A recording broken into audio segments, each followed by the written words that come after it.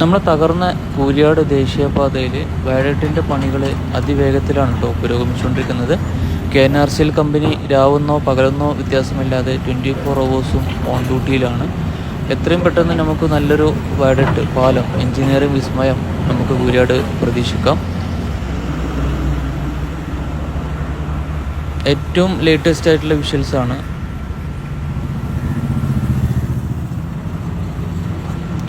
ഏകദേശം 6-8 മാസത്തിനുള്ളിൽ പാലത്തിൻ്റെ പണികളൊക്കെ ഫിനിഷാണെന്നാണ് അറിയാൻ കഴിഞ്ഞത്.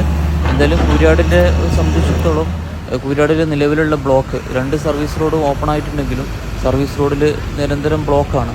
ആ ബ്ലോക്കിനൊക്കെ ഒരു പരിഹാരം വേണമെന്നുണ്ടെങ്കിൽ പാലം വന്നേ പറ്റും. എത്ര പെട്ടെന്ന് വരുന്നോ അത്രയും പെട്ടെന്ന് യാത്രക്കാർക്ക് സുഗമമായിട്ട് യാത്ര ചെയ്യാൻ പറ്റും.